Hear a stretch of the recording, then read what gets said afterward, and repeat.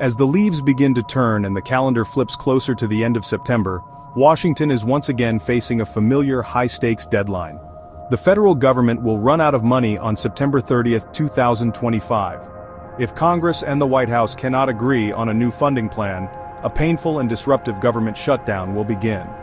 This annual budget battle is always tense, but this year, President Trump has added a highly explosive element to the mix. Just days ago, his administration announced a plan to unilaterally cancel nearly $5 billion in foreign aid using a controversial and rarely attempted executive maneuver. This move has thrown the already fragile budget negotiations into chaos. The tool at the center of this new political storm is called a pocket rescission. It is a complex and legally disputed interpretation of a 1974 law. That law, the Impoundment Control Act, allows a president to ask Congress to rescind or cancel previously approved funding. While Congress considers the request, the president can temporarily freeze the money for up to 45 legislative days. The pocket rescission happens when a president makes this request with fewer than 45 days left in the fiscal year. By doing this, the administration can effectively run out the clock, holding the funds until they expire on September 30th without ever needing a vote from Congress. This is precisely what the Trump administration did. By initiating the process in late August, the White House has ensured that the 45-day holding period extends beyond the end of the fiscal year. This means that Congress will not have the time to formally reject the president's request. As a result, the nearly $5 billion in funds, which were legally appropriated by Congress for specific purposes, will simply vanish as the new fiscal year begins. It is a bold maneuver that effectively bypasses the legislative branch, sparking outrage from lawmakers who see it as a direct assault on their constitutional authority to control federal spending. The timing of this action is what makes it so politically volatile. It is not just about the money being cut, it is about leverage.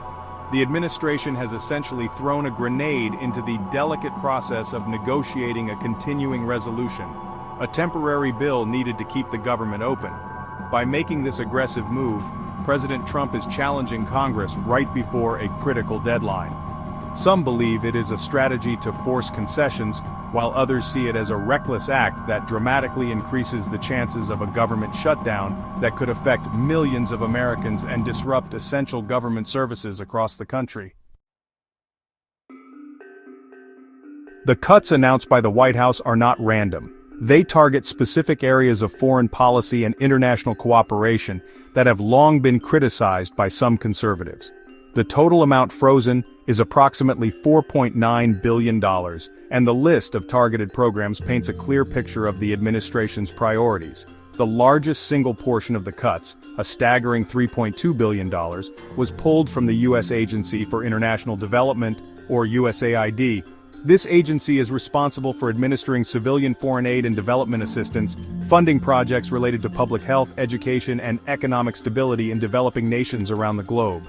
Beyond the major cut to USAID, the administration also took aim at America's contributions to international bodies, particularly the United Nations. The Rescission package freezes $521 million intended for U.S. payments to various UN programs and other international organizations. An additional $393 million that was designated for U.S. payments to UN peacekeeping missions has also been halted. Another $445 million for other non-UN peacekeeping operations was included in the cuts. These actions reflect a deep skepticism within the administration toward multilateral institutions and America's financial commitments to them, framing them as a poor use of taxpayer dollars. Another significant target was the Democracy Fund, a joint program between USAID and the State Department. The administration has frozen $322 million from this fund, which is used to support pro-democracy initiatives, human rights organizations, and free and fair elections in other countries. The White House has been vocal in its justification for these cuts, labeling the targeted funds as woke, weaponized, and wasteful. Officials pointed to specific examples such as money for climate resilience in Honduras and funding for the World Trade Organization as proof that the money was not being spent to directly benefit American interests. This move to defund these programs is part of a larger, ongoing effort by the administration.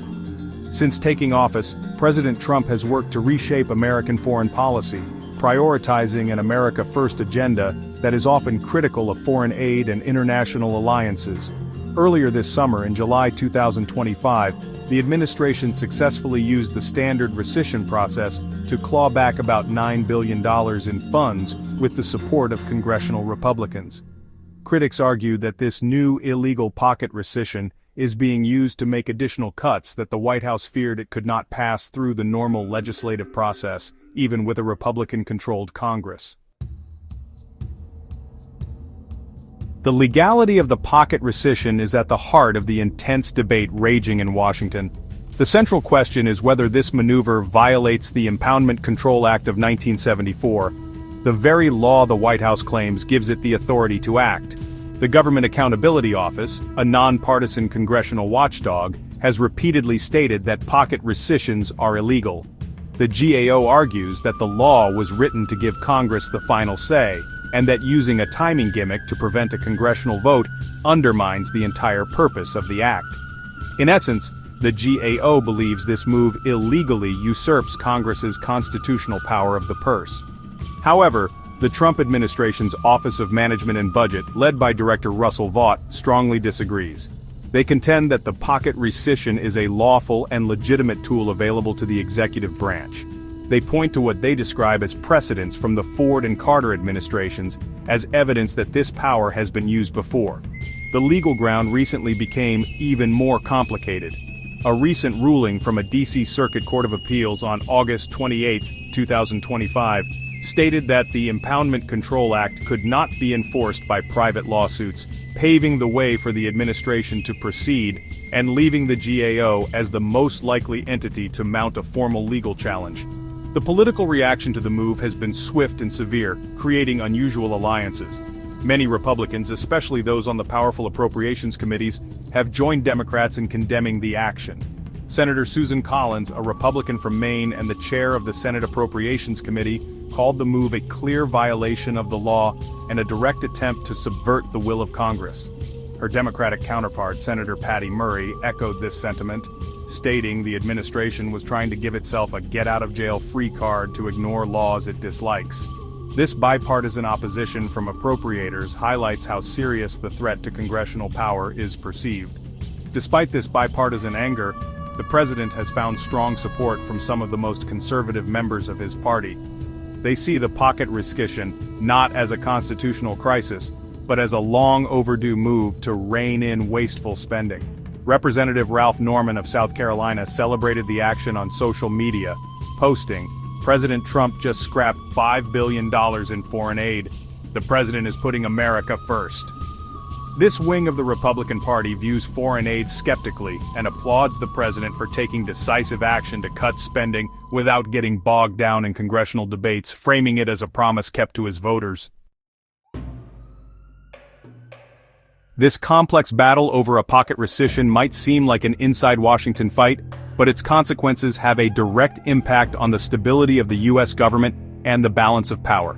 By using this tactic, the executive branch is making a power play that, if successful, could set a dangerous precedent for the future. It challenges the fundamental principle that Congress, as the branch of government closest to the people, controls how taxpayer money is spent. If a president can unilaterally cancel funding approved by Congress simply by running out the clock, it weakens the legislative branch's most important check on executive power. The immediate and most tangible risk is a government shutdown. Introducing such a controversial and divisive action just before the September 30th funding deadline poisons the atmosphere for negotiation. Bipartisan cooperation is essential to pass a funding bill, but this move has deepened the distrust between the White House and key lawmakers in both parties.